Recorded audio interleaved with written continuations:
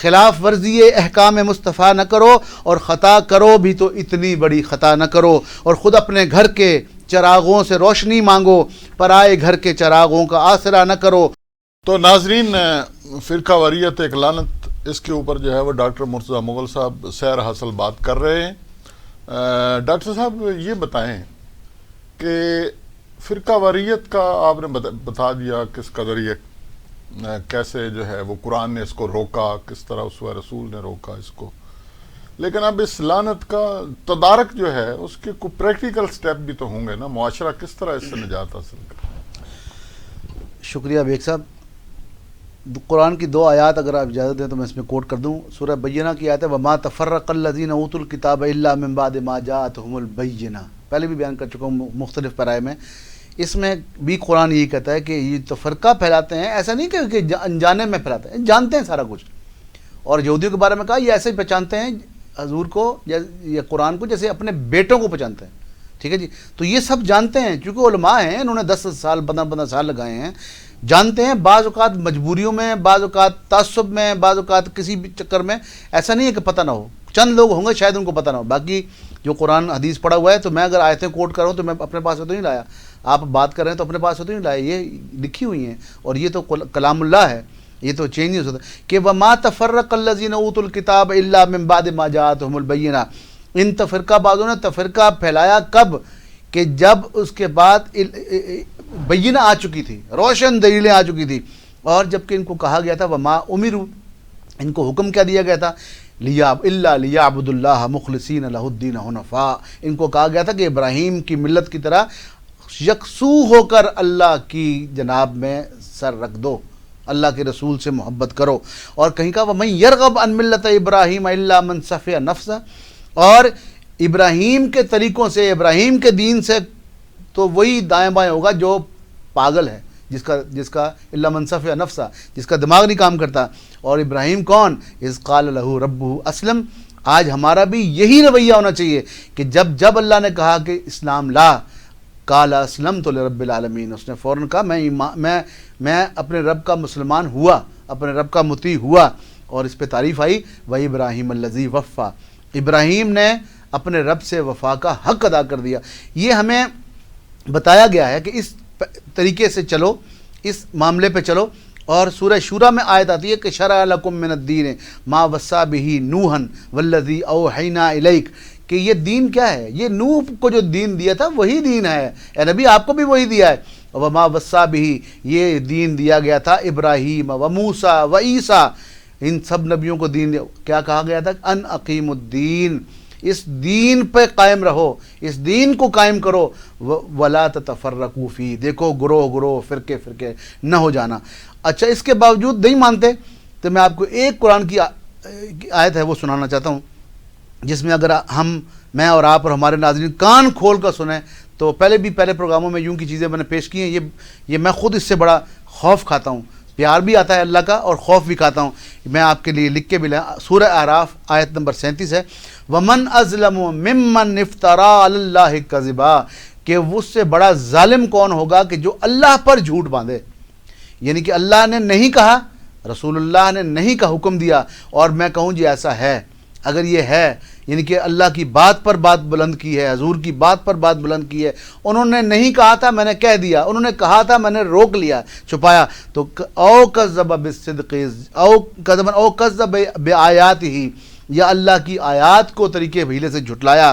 اولئک ینالہم نصیبہم من اللہ حتیٰ اذا جاءتہم رسلنا، یہ میں پڑھنا چاہتا ہوں، سنانا چاہتا ہوں کہ یاد رکھیں ایسے لوگ جو اللہ کی جناب میں بدعت کرتے ہیں، یعنی کہ وہ بات کہتے ہیں جو اللہ نے نہیں کہی اور اس کو چھپا لیتے ہیں جو اللہ نے کہی ہے، اس کو ایک بدعت کہتے ہیں ہمارے اردو زبان میں۔ تو جو یہ کرتے ہیں تو کیا کہا کہ فرشتے آئیں گے اللہ کے رسولنا کہا یتوفونہم، تاکہ ان کے روح نکالیں، ان کے روح قبض کریں، ان کو فوتگی دیں۔ تو وہ کہیں گے قالوا این ما کنتم، یہ کیا کر رہے تھے، یہ کس چکر میں تھے، یہ کیا عمال کر رہے تھے، تدعون من دون اللہ، اللہ کے سوا دوسروں کو پکارتے تھے، ہیں جی۔ اب اس کو مختلف شکلیں ہم نے دے لی ہیں، تو وہاں وہ کہیں گے یہ لوگ، قالو، یہ بولیں گے مرنے سے چند چند وقت پہلے کہ قالو ضلوا عنا وشہدوا علی انفسہم، کہ وہ کہیں گے ہم گمراہ ہو گئے اور ہم اپنے گناہوں پر ہم خود گواہ ہیں، کہ وہ کیا کس پہ گواہ؟ انہم کانوا کافرون، ہم اللہ کی جناب میں کفر کر رہے تھے۔ تو بجائے کہ یہ نوبت آئے اور کسی کو نہیں پتا کہ اگلا لمحہ میرا ہے یا اگلا لمحہ میرے وہ فرشتے آنے والے ہیں، کیا میرا کفن کہیں راجہ بازار میں پڑا ہوا ہو اور میں یہاں خرمستیوں میں کام میں جاری ہوں اور وہ کفن وہاں پڑا ہو، کوئی پتہ نہیں ہے، میں گھر جاؤں، گھر پہنچوں کہ مطلب ہے نہ آپ یہ جو انتشار پھیلا رہے ہیں اور فرقہ پرستی پھیلا رہے ہیں، یہ بھی تو بدعت سے بھی بڑا جرم کر رہے ہیں نا۔ بدعت کو اردو میں بدعت ہی کہتے ہیں، لیکن اللہ تو کہتا ہے ان تقولوا علی اللہ ما لا تعلمون، اللہ کی جناب میں وہ بات کہو جو اللہ نے نہیں کہی۔ اور میں کہتا ہوں ہمیں اس فرقے سے لعنت سے بچنے کے لیے، آپ نے پوچھا کیا کریں، تو میں کہتا ہوں کہ ہم یہ کر سکتے ہیں کہ ہم فلاں بندے کی رائے سے متفق ہیں، ہم فلاں اسکول آف تھاٹ کو مانتے ہیں، لیکن اس سے آگے جذباتیت اور جہالت کے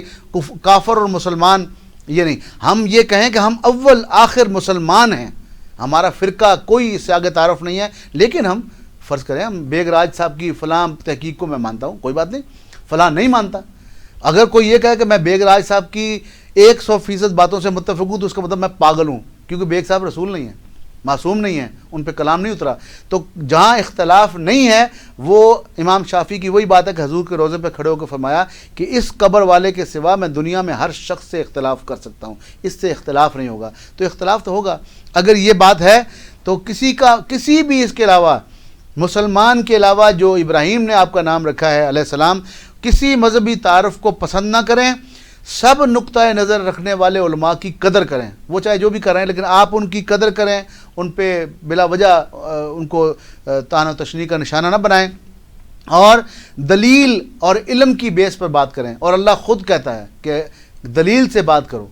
ان کنتم صادقین، اگر سچے ہو تو دلیل کی بیس اور علم، مذہب کو بطور علم سکھائیں بچپن سے، تاکہ بندوں کے بات کرنا، ریزننگ، لاجک کیا ہے، کچھ چیزیں تو ہم غیب میں مانتے ہیں، لیکن جو چیزیں ہمیں سکھائی جا سکتی ہیں علم کے طور پر وہ ہم سکھائیں، اور یہ اصول رکھیں کہ قرآن جو ہے وہی میزان ہے، وہی فرقان ہے، اس سے تجاوز کسی صورت قبول نہیں کروں گا، یہ اپنا اصول بنا لیں۔ اور سب سے زیادہ جو بات کہی جا سکتی ہے کہ وہ یہی جیسے میں نے پہلے کہی کہ فلاں نقطہ نظر سے میں اتفاق کرتا ہوں، بس ٹھیک ہے، وہ بھی جب اگر کسی وقت دلیل سے، قرآن کی دلیل سے، حضور کے فرمان سے اگر غلط ثابت ہو جائے تو میں ہٹنے کو بھی تیار ہوں۔ اور خود امام شافعی نے کتنی 100 اپنی باتوں سے رجوع کیا مرنے سے پہلے، کیوں؟ سچے لوگ تھے، اور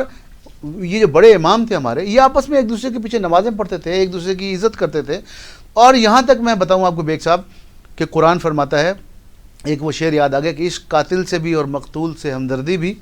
یہ بتا کس کی محبت کا صلہ مانگے گا، اور سجدہ اللہ کو بھی اور شیطان سے یارانہ بھی، یہ بتا حشر میں کس کی عقیدت کی جزا مانگے گا۔ تو پہلے تو آپ کو کلیئرٹی ہونی چاہیے کہ آپ کرنے کے جا رہے ہیں، اور قرآن فرماتا ہے قل، اے نبی کریم صلی اللہ علیہ وسلم کو کہتا ہے کہ کہو تعالو یا اہل الکتاب، اہل کتاب سے کہو تعالو الی کلمۃ، اور یہ آیت دیکھیں یہ اہل کتاب سے ہے، ہمارے فرقوں سے نہیں ہے، ہمارے فرقے تو اس سے کہیں بہت چھوٹی چیزیں ہیں، بہت چھوٹی چھوٹی چیزیں ہیں، ہمارے اپنی محبتیں اور ہمارے اپنے معاملات ہیں، اور قرآن تو یہودیوں عیسائیوں کے بارے میں کہہ رہا ہے قل تعالو الی کلمۃ سواء بیننا و بینکم، آؤ ہم وہاں سے بات شروع کریں جو ہمارے اور تمہارے درمیان جو مشترک بات ہے، وہ کیا؟ اللہ نعبد الا اللہ، کہ ہم اللہ کے سوا کسی کی پوجا نہیں کریں گے۔ اور خطبہ حجۃ الوداع کو دیکھیں تو حضور صلی اللہ علیہ وسلم نے اس میں تو نہیں کہا کہ میرے بعد جو وہ بریلوی بھی ہوں گے، اہل حدیث بھی ہوں گے، فلانے بھی ہوں گے اور فلاں، کوئی ایسی بات نہیں ہے، پورا خطبہ اس سے فارغ ہے۔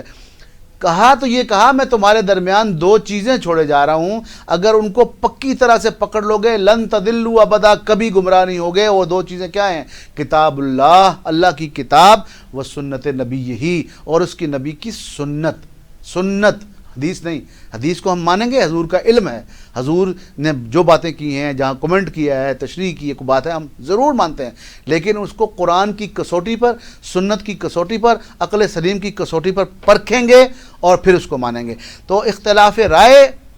اور فرقہ پرستی میں فرق ہم کو جان کے جینا چاہیے۔ جانتے بوجھتے جو فرقہ پھیلاتے ہیں بیگ صاحب، وہ ان کو کم از کم میں فسادی کہوں گا، ان کو ریاست ان کے لیے سزائیں تجویز کرے، ریاست سزا دے۔ یہ نفرتوں کے بانٹنے والے ہیں، ان کو ہمارے اماموں میں تو کوئی اختلاف نہیں ہے جیسے میں نے پہلے کہا، تو ان